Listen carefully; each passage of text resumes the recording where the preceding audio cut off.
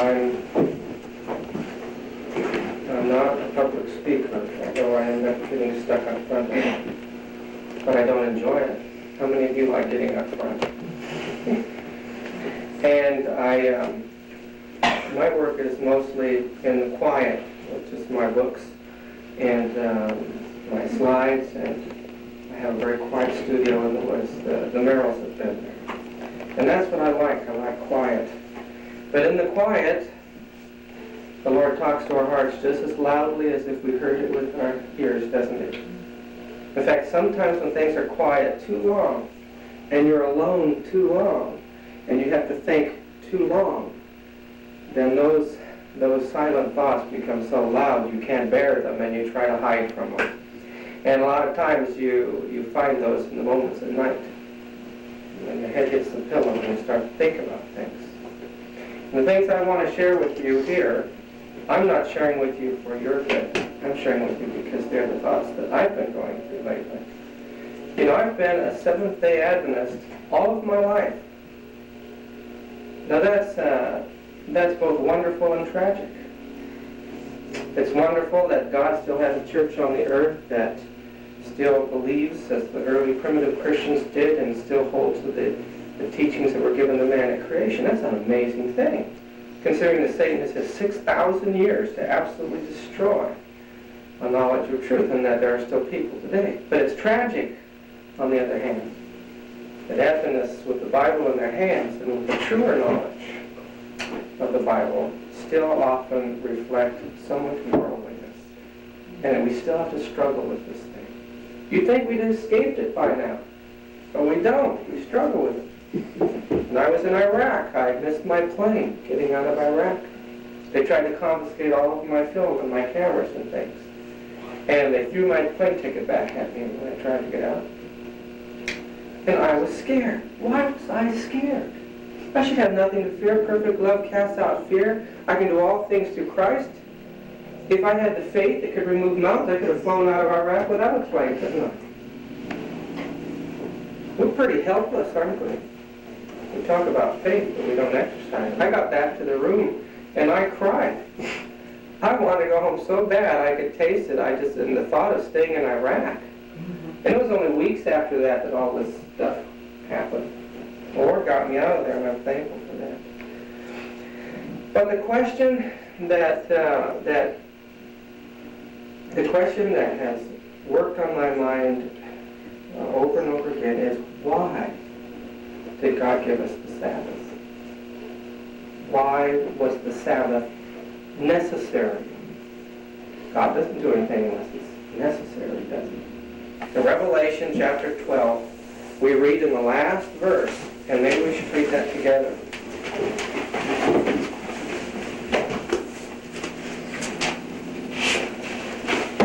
The very last verse says this: the dragon, which is a symbol of Satan and all the powers he uses to destroy Christ and his church, the dragon was wroth.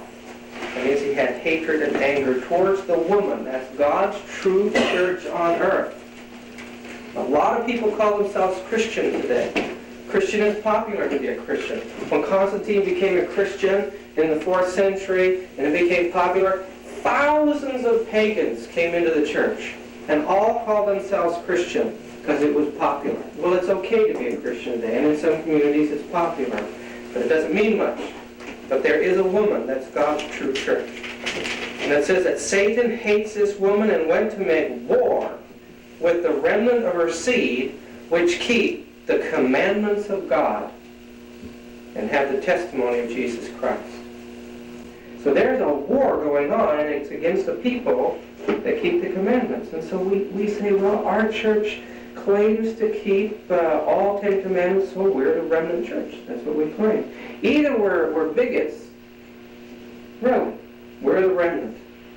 Either we're pompous people, or else we're very important people. It can't be, it's got to be one way or the other. The most important people on the face of the earth. Look at Revelation chapter 14. We claim that these are the messages that we give. And these messages are given by angels. The word means messengers from heaven.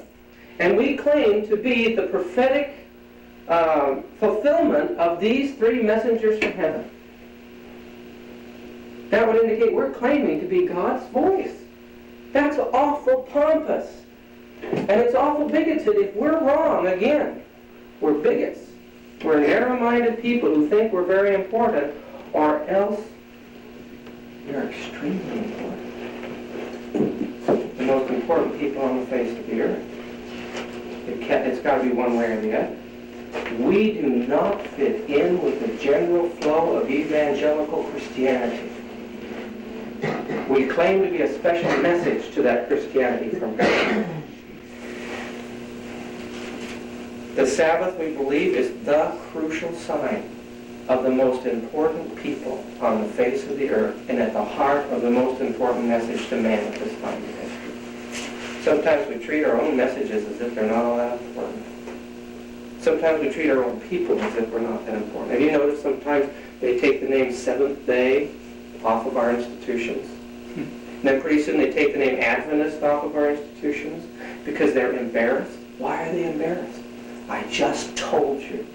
Either we are the most pompous fools on the face of the earth, or we are the most important people. And if you claim that you're the most important people, then you open yourself to ridicule and persecution. And that's just what we don't want. I'll tell you something though. Those early Christians, that didn't bother them, did it? I remember reading a story about the boudoir. I'll tell you that's where the Catholics created the word voodoo from.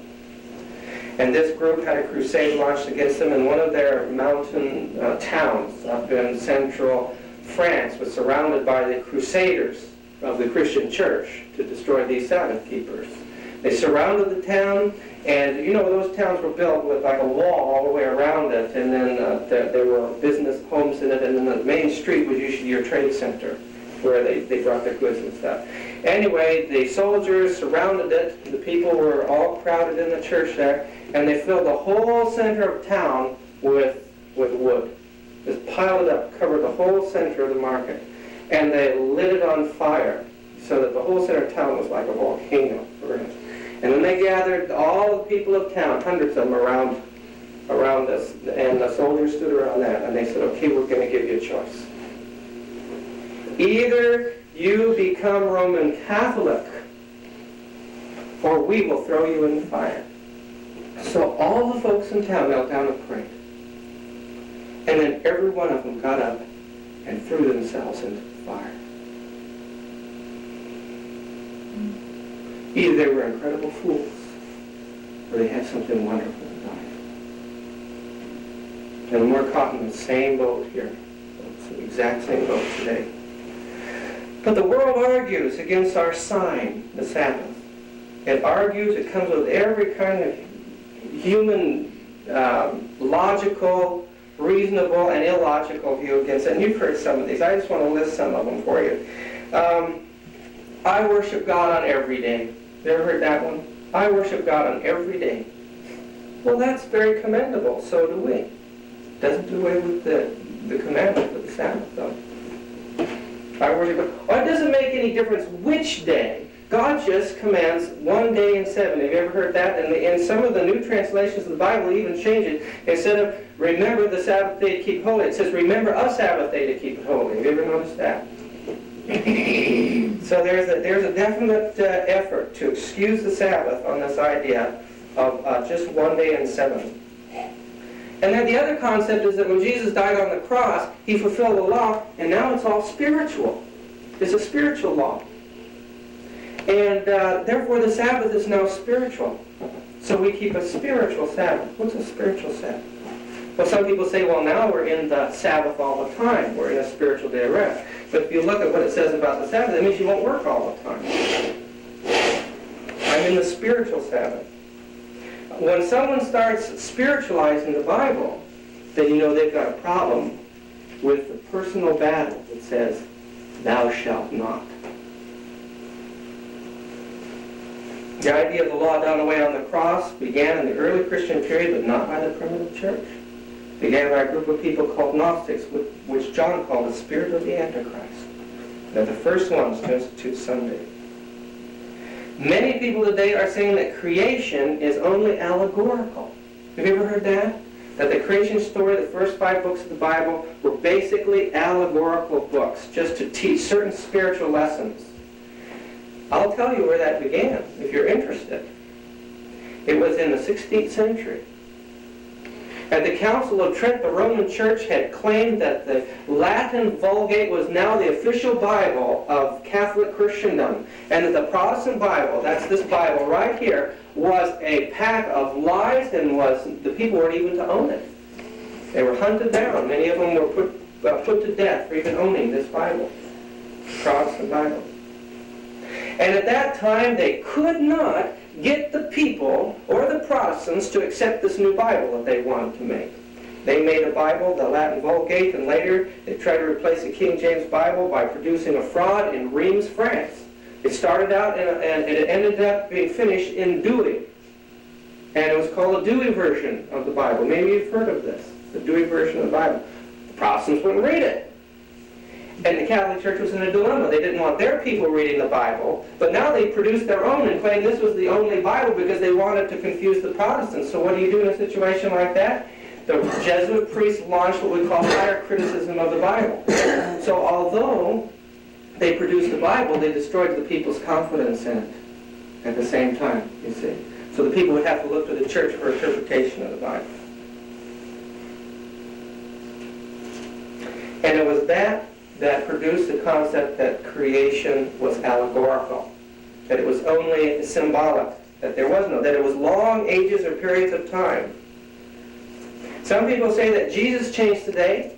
Some people say the apostles changed today. Some people say later the Holy Spirit changed today. I remember calling in on a radio station once, and I said, why does the Bible say keep Saturday, and yet all the Christians keep Sunday? And there was a Jew, a Jewish rabbi, and a Protestant, and a Catholic priest. And they were to answer all the questions that came in. What a trio, huh? Because if somebody asked the right question, then there would be a boxing match there between them. Because they've all been at each other's throats in history. See? And I remember distinctly what the Protestant one said. I feel by the Holy Spirit that is within me that the Holy Spirit changed the day. That's all. There was no scripture at all. The rabbi remained totally silent, and the Catholic said, yes, of course, the Sabbath was the seventh day according to the Bible, but was changed by the Catholic Church. But the concept that the Holy Spirit changed the day, that's interesting, isn't it? The concept is taught that the Sabbath was only for the Jews. Have you ever heard that one? That it's Old Testament, it's only for the Jews. Do you know where that one got started? Remember, the early Christians only had the Old Testament as Scripture. That's all they had. The New Testament was not canonized yet. All the early Christians only had the Old Testament as their Bible. You see? But who was it that didn't like the Old Testament? It was those group of Christians that believed in personal inspiration. They were called Gnostics. They believed that Jesus did not come in the flesh. This, John said, is the spirit of Antichrist that we warned you about, and it's even now in the world. They said that the Old Testament God is evil, that he was a physical demiurge, that the true God is a God that is timeless and is spiritual. But an evil physical God made this world and gave us an evil law, and that law was for the Jews. And when Jesus came, he taught the truth and did away with the law of the Old Testament. This whole idea that when Jesus came, he changed the law. It's called antinomianism, and it had its origin in the Gnostic theologians of the first 4 centuries. Absolutely, totally out of harmony with real Christianity. Some people go so far as to say, well, I can't keep it anyway. You see, it's my nature. I'm so wicked, I can't keep it, but God knows I want to. He knows my heart. And I'm saved by grace. I'm not saved by works. So it's not so important. Unfortunately, this is a trap that many of our own theologians have fallen into today. Every one of these arguments, I wish I had a weekend to give you the evidence that they're just total foolishness. They cut right across the plain statements in the Bible. Now, Adventists try to come up with arguments for these things, but purposely keep our arguments weak, so we don't get down to that place where we're seen to be bigoted extremists or different. For instance, God knew that man needed a day of rest. He gave us a Sabbath for our health. Does that make any sense to you? Have you ever heard that? I have. I've heard that. Listen to this.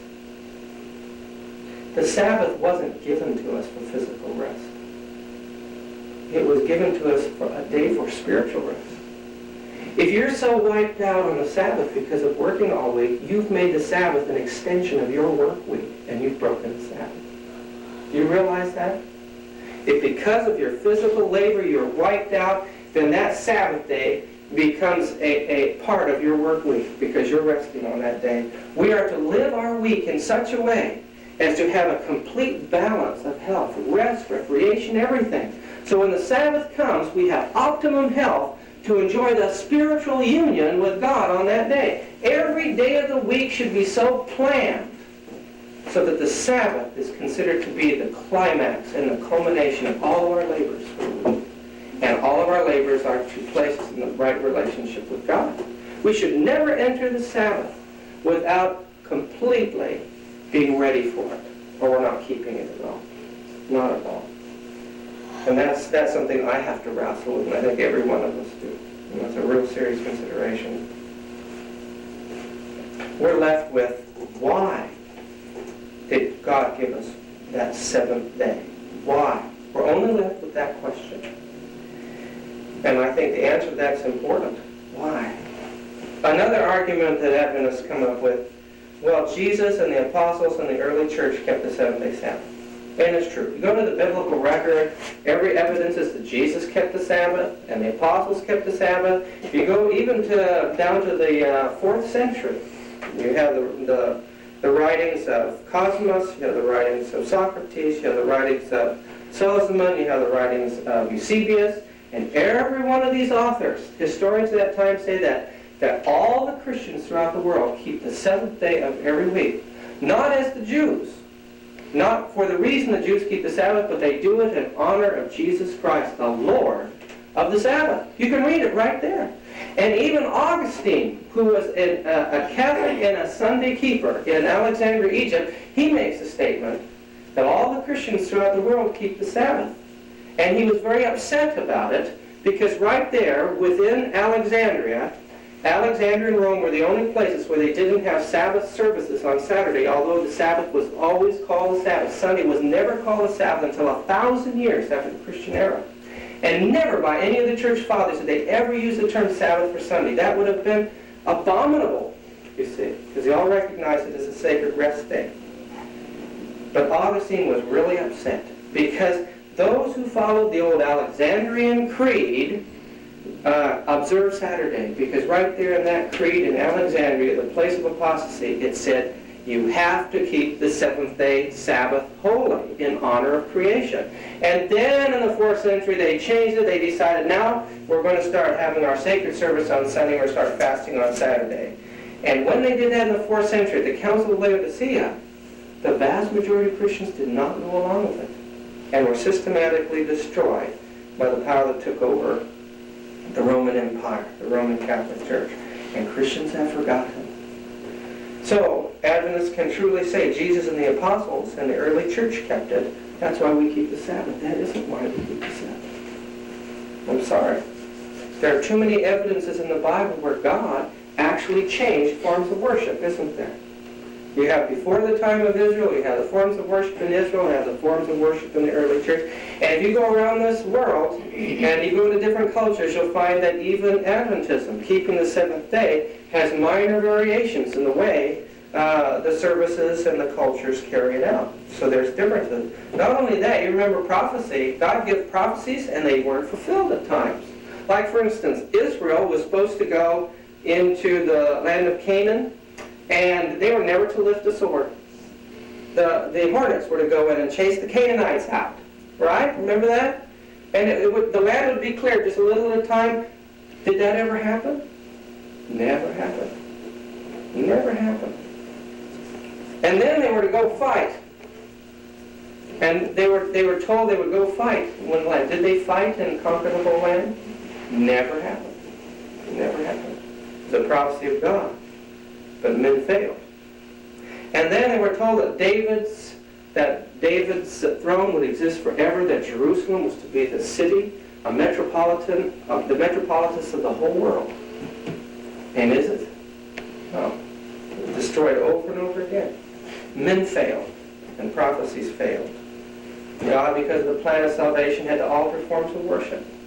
And because of this, there's a confusion. If we just say, I keep it because Jesus and the apostles kept it, that's a weak argument. We have to ask ourselves, not because they kept, we have to ask ourselves a question, why did Jesus? Why did all the apostles, and why did the entire primitive Christian church sanctify the seventh day as holy? That why is crucial. Why did God set aside the seventh day of rest? Why did the entire Christian church, Jesus and the apostles, keep the seventh day as holy? This why is extremely important. Another thing that we point to texts in the Bible that say that the seventh day Sabbath is the sign of God's true people.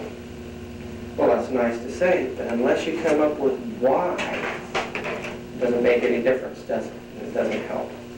So why? Why is the most important thing. I'll tell you, I remember when Tony learned to say why. It was one of the most difficult experiences in our lives. First, he learned to say, huh. Because, every time he said, huh, someone would speak a little louder and talk to him. So I remember some little kid didn't know that Tony had just reached this stage in his mental development. And he came and this kid was a little older and they're sitting there playing. The kid said something. Tony said, huh? The kid said it louder. Tony said, huh? The kid said it louder. And Tony said, huh? And then the kid started yelling. And of course Tony didn't know. He just knew that every time he said, huh, it got louder. And he was getting the biggest kick out of it. And it's the same with why. Have you ever gotten a kid that got on the why? Oh my. You say something and they say, why? Daddy bought a new car today. Why? Well, because we needed a new car. Why? Well, the old car was breaking down and, I figured we should have a new one. Why? Because Daddy doesn't know how to work on a car. And why? Well, because Daddy never took the time to learn. Why? Well, because I'm lazy, Why?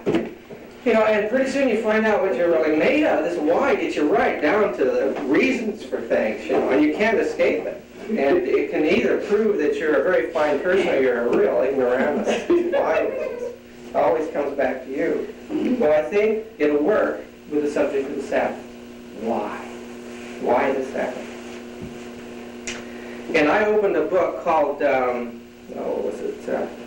it's called The History of the Sabbath by J.N. Andrews, to look in there what he gives us the reason for the Sabbath. And I think you'll find it very interesting. I'm sure some of you have thought of this before. Maybe if we could answer the why for the Sabbath, maybe we would see the importance of keeping it more carefully and making it a more important part of our religion and our worship. First of all, time did not exist before the creation of this world.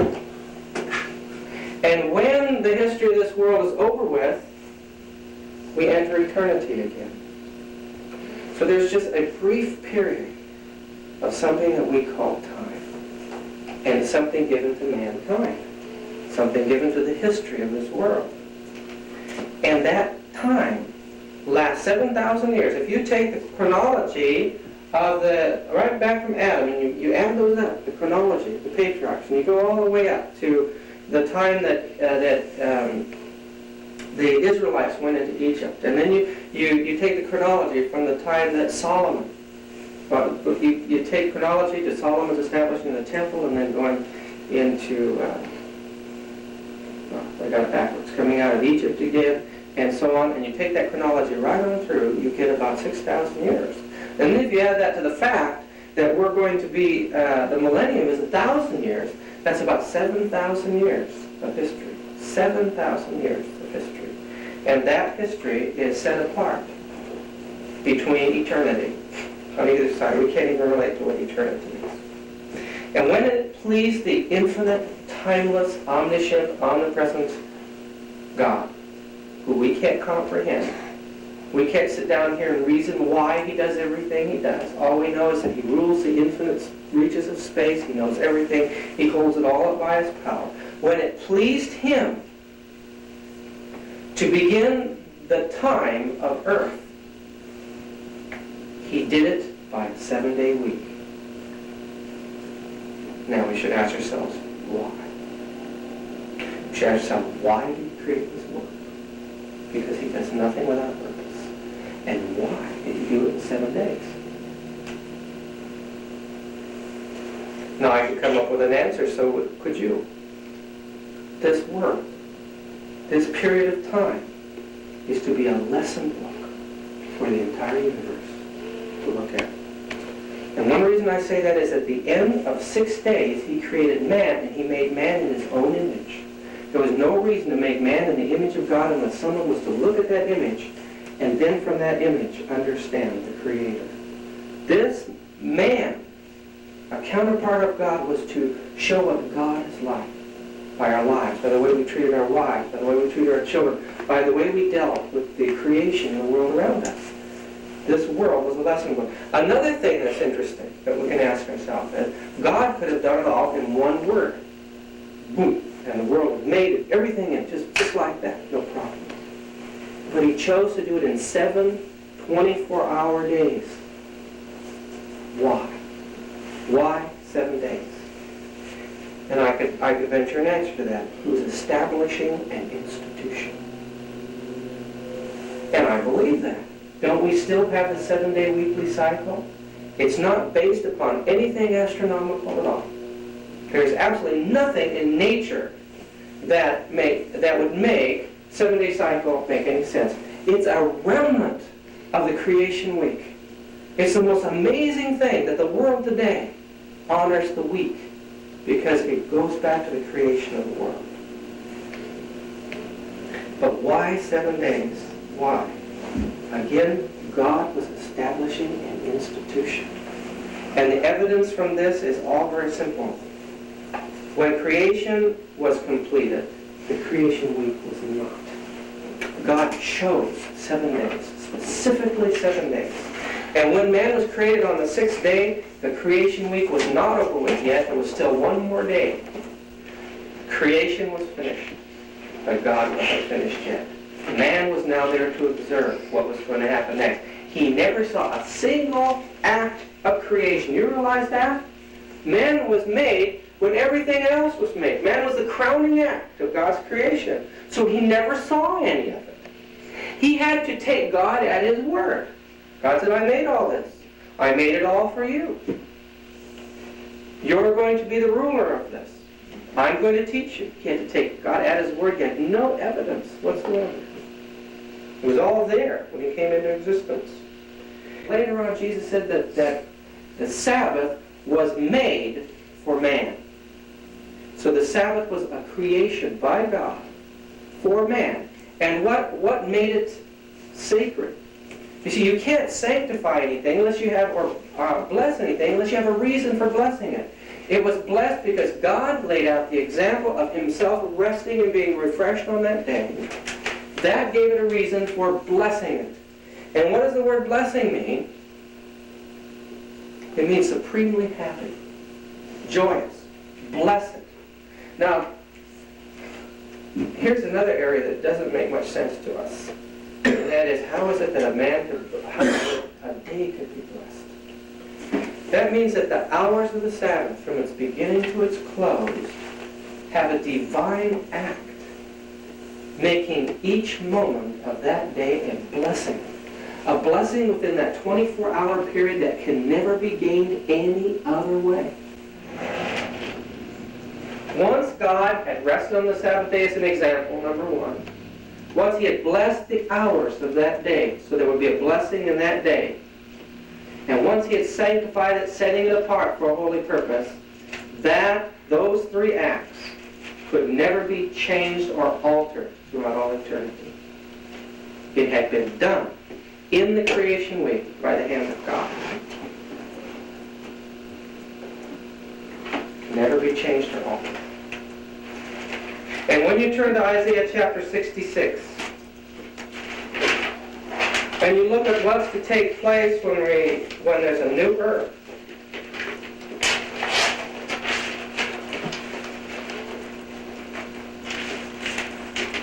let's see, this is verse 22 and 23 of Isaiah 66. Whereas the new heavens and the new earth which I shall make, that's future, isn't it? And it's referring to the new heavens and the new earth which we're all looking forward to soon. It says, shall remain before me, said the Lord. So shall your seed and your name remain. Verse 23, and it shall come to pass that from one new moon to another, it is in verse 23, 66:23. And from one Sabbath to another shall all flesh come to worship before me, saith the Lord. This Sabbath was sanctified and blessed throughout for all eternity. And if we're redeemed, Sabbath keepers don't have a big adjustment to make. We just keep right on keeping Sabbath. In fact, it's the only institution God extends from Eden lost to Eden restored. That's why it's such an important sign.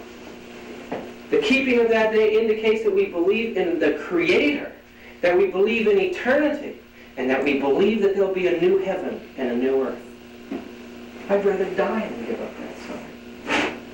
It's my hope for eternity and my hope for salvation.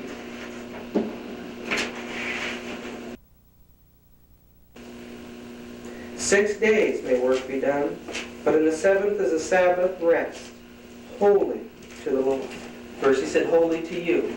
Now he says, holy to the Lord. "Whosoever doeth any work in the Sabbath day, he shall surely be put to death. Wherefore the children of Israel shall keep the Sabbath to observe the Sabbath throughout their generation for a perpetual covenant." It's forever. It's forever. "It is a sign," verse 17, "between me and the children of Israel forever. For in 6 days the Lord made the heavens and the earth, and on the seventh day he rested and was refreshed." Don't you think that God knew that there would be a falling away in the human family? Don't you think he knew that man needed a constant reminder that he came from the hand of the Creator and that he was going to eternity? God gave it as a sacred sign and it has to be observed. And you can't get away from it. It's so clear in the Bible. I remember reading about a Maori tribe and all they had was the Bible. And this tribe started keeping the Sabbath. And I've heard of other instances where all people had was a Bible. And they kept the Sabbath. Why didn't they keep Sunday if that was a day of worship? Because they could read that the seventh day was the Sabbath, the sign of the true God, and that every man since Adam is obliged to keep it. Look in Ezekiel verse 20. Or chapter 20, verse 20. "And hallow," 19 and 20. "I am the Lord your God. Walk in my statutes, and keep my judgments, and do them. And hallow my Sabbaths, and they shall be a sign between me and you, that you may know that I am the Lord your God." Now it goes beyond just the God that changes your heart. The God that gave you a new life and gives you eternal life. This is to know who God is. Now what happens if someone leaves the Sabbath behind? I'll tell you, a lot of Jesus Christs in this world. I can give you a good example. When we were working the streets in Berkeley, we had a little off-street restaurant, a little museum on health and all this stuff, you know. And 5 Jesus Christs came in. 5 of them. Most of them were stoned out of their mind, but everyone came in and he believed through some mystical experience that he had been Christ in another life and that he was out to save the world again. One of them even had a little band of disciples that followed him around. One guy came in and we gave him a peanut butter sandwich with honey on it, and he stood there like this, looking us right in the eye. And the peanut butter was running, honey was running down his arm, you know. He said, "Let me tell you something. Don't tell anyone. I'm Jesus Christ." That you got to play these guys along. My attitude is, wow, how did you find this out? Well, at University of California, Berkeley, in our meditation class, the teacher was taking me through the countdown of different, vibratorial planes, and I came across a plane there, and while I was concentrating, he says, deeper, think deeper, concentrate more, and he says, I saw the face of the one on the cross, and it was me. And the teacher said, just as I thought, you may have been Christ in another life. This is an educator, University of California, Berkeley. And this guy that was it. That was his whole life now. And I see him on the streets preaching to people. All the way through the years, there have been people claiming to be Christ or bringing in other views of Christ. If you have the false concept of who Christ is, it's a false Christ. It doesn't have to be a physical being. If it's a false concept, to you, that's a false Christ. Our Christ is the creator of the universe. The Bible tells us that all things were made by Jesus Christ. God made them through Christ. In the beginning was the Word, and the Word was with God, and the Word was God, and all things were made by Him. And Jesus says, I'm Lord of the Sabbath. Sabbath is a sign of the sanctifier, the sign of the one who knows the true God. Can you see the importance of this day? Can you see why John J. and Andrews would say that the Sabbath is at the foundation of all divine worship? It's beginning to make more sense to me. Are you beginning to understand just a little bit of why the spirit of prophecy, the prophet of the Lord, would say something as bizarre as at the commencement of the time of trouble we went forth to get the Sabbath message more fully? Well, haven't we been given the Sabbath message? It says, by these solemn warnings, thousands will be stirred who have never heard words like these. It's going to start in motion waves of thinking, persecution, legislation that cannot be stopped and will result in the coming of Christ. That's how important the preaching of the Sabbath is. Now, last, let's turn to Luke 6:5.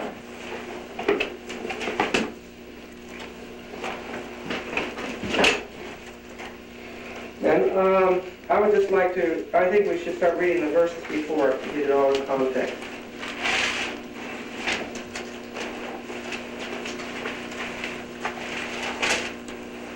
Very beginning in verse 1.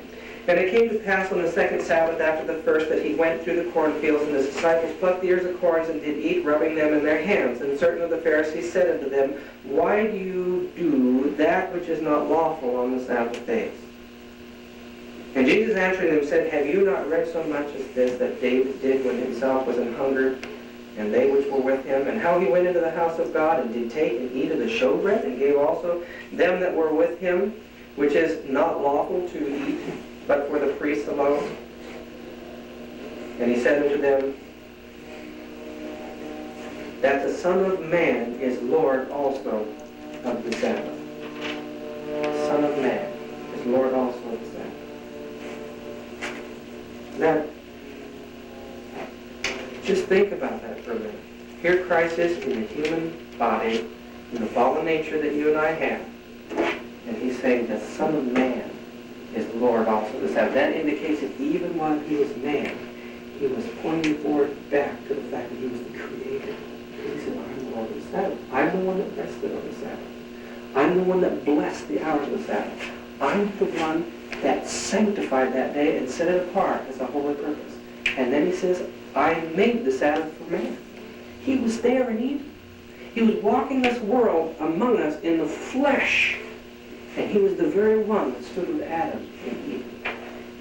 He was on Mount Sinai with Moses when the law was given. And it was Jesus who wrote that law with his own hands.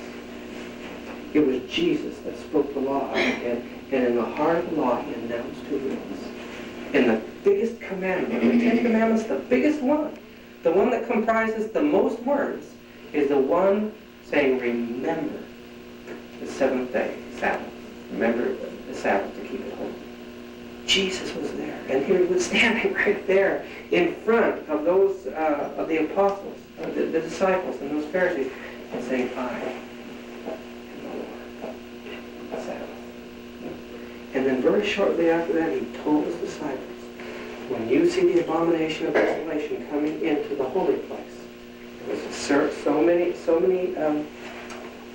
furlongs outside of the city of Jerusalem that was considered sacred to the Jews. And when the abomination, the symbol of the cross, that sign that Jesus would soon be crucified on, when that abominable standard of the Roman armies came in with those pagan Roman soldiers into the sacred precincts outside of Jerusalem, this was the sign to the Christian Jews that they were to flee. And what were the two things that he told them? Pray that your flight be not in winter, nor on the Sabbath day. That was long after Jesus had died, and it was an indication that the Sabbath would be sacredly guarded by the early Christian church. Now remember, one of the chief arguments against the Sabbath is that we're under the... Ezekiel 36, excuse me. I'm sorry, Ezekiel 36, verse 27, is that we are now under the new covenant. And under the new covenant, we don't have to keep the Sabbath anymore. That's what they say, isn't it? We don't have to anymore. Let's look at the description of the new covenant. I want to start at the beginning of it, verse 25. Then will I sprinkle clean water upon you, and ye shall be clean from all your filthiness, and from all your idols will I cleanse you. Oh, what a hope that is. A new heart also will I give you, and a new spirit will I put within you. And I will take away the stony heart out of your flesh, and I will give you a heart of flesh, make us loving and tender. And I will put my spirit within you, and cause you to walk in my statutes, and ye shall keep my judgments and do them. Now, does that sound like the new covenant does away with God's laws? It places the Holy Spirit in us so that we can keep God's laws.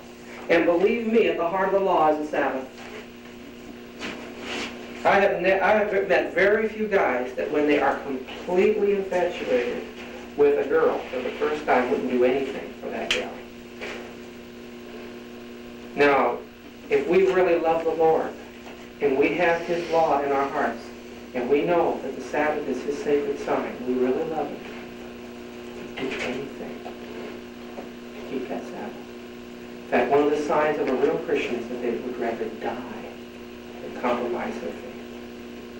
That's why the Dark Ages. People ask me why did God put His people through so much suffering? Why all the bloodshed? Why all the violence through the centuries? Because with their blood, they established the eternal verities of truth. There was a place that in their heart where they say we will not go any further. And at the point where they died, that established what to them was truth and what was right. And I'll tell you, read the history of the Sabbath-keeping Christians. They're persecuted by Protestants, Catholics, Jews, every kind of pagan across the globe. Everyone persecuted the Sabbath-keepers because they appeared to be the oddest and the most extreme. But I'll tell you something, I don't care. Call me what you will. Put me to death if you want to. It's a blessing to me. And I'll show you by my resistance that I would rather die than sin. And breaking the Sabbath is a sin. We're not to take that name, seventh day, off of our institutions. That's treason against heaven as far as I'm concerned. It's a tragedy. It shows you the devil is working so hard to stop this message from going to the world. Beginning in verse 12 now. They that shall be of thee, this is God's people giving this warning, shall build the old waste places. Thou shalt raise up the foundation of many generations. Thou shalt be called the repairer of the breach, the restorer of paths dwelling. And remember that all these little separations and little partitions aren't there in the original Greek text. It all runs together. There's no separate verses. That was only done for study purposes. The way this should read is simply this. It says, and thou shalt be called the repairer of the breach, the restorer of paths to dwell in, if thou turn away thy foot from the Sabbath, from doing thy pleasure on my holy day, and call the Sabbath a delight, the holy of the Lord honorable, and shall honor him, not doing thine own ways, nor finding thine own pleasures, nor speaking thine own words.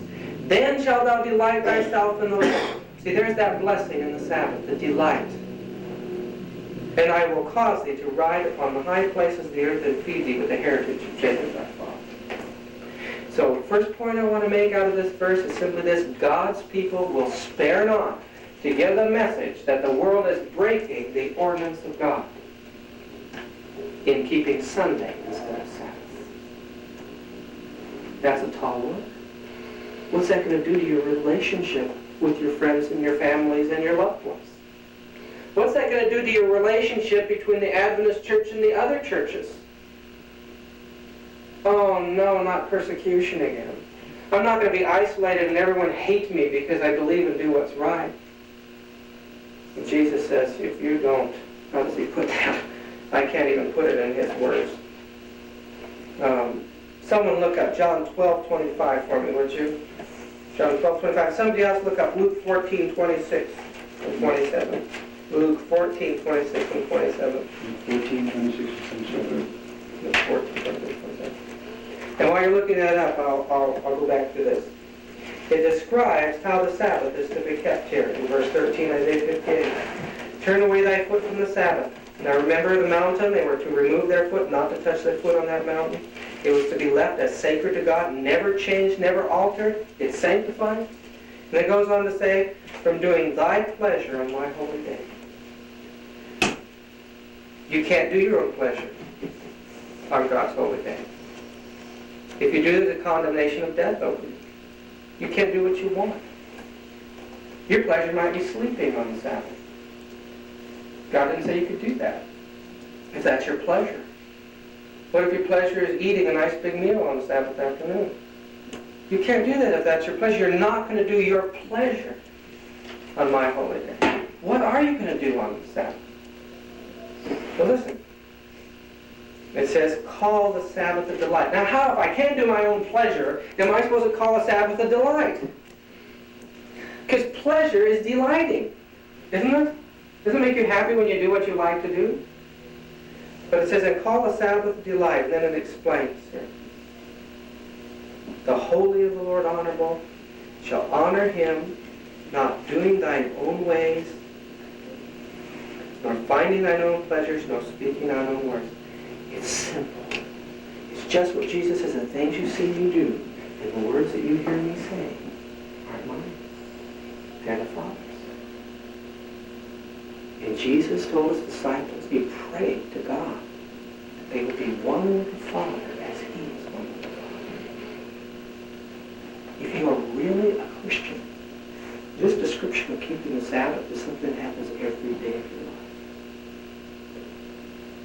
And the Sabbath is only the sign that you have this relationship with God, that you don't speak your own words and you don't do your own pleasures anymore.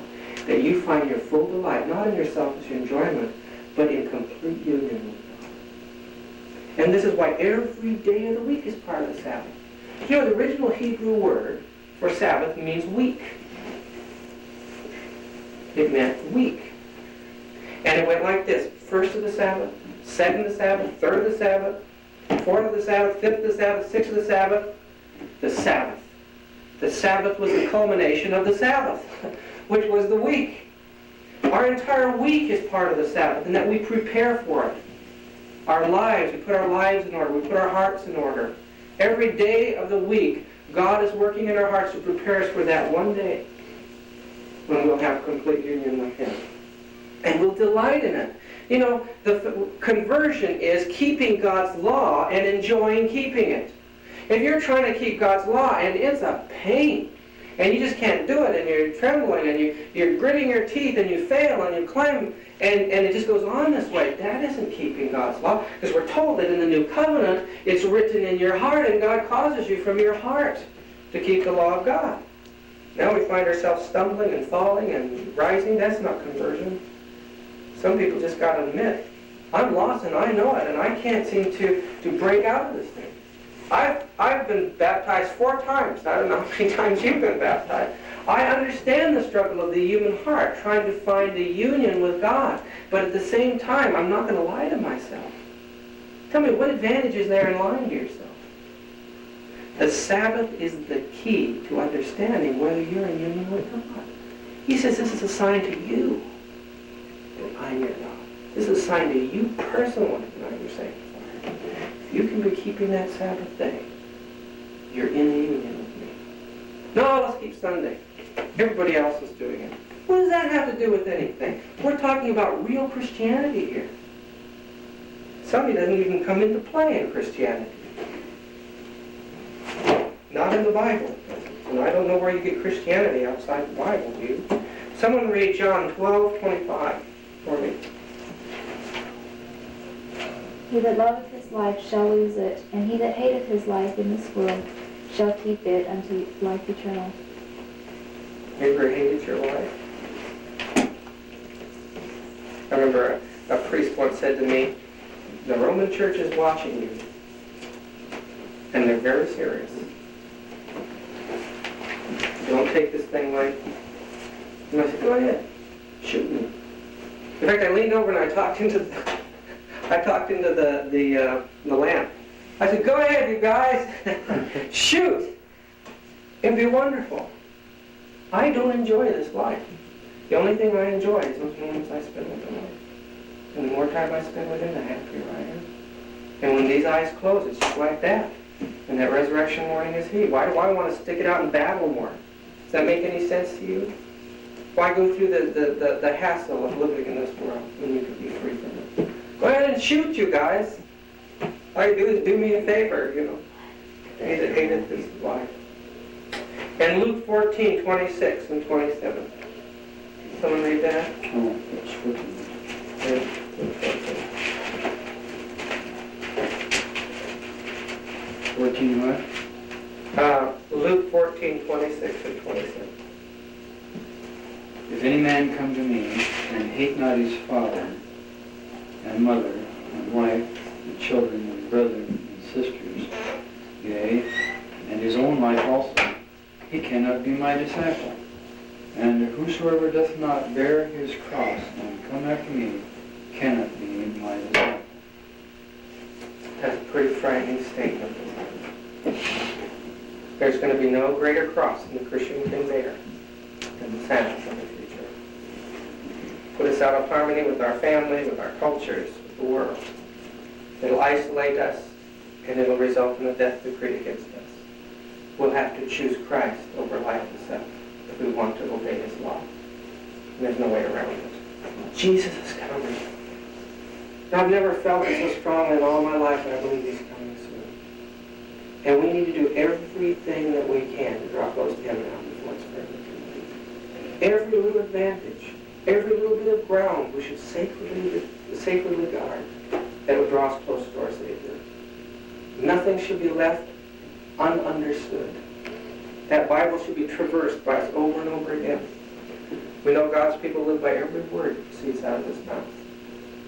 Now's the time to make sure that you're on the right ground with the Lord.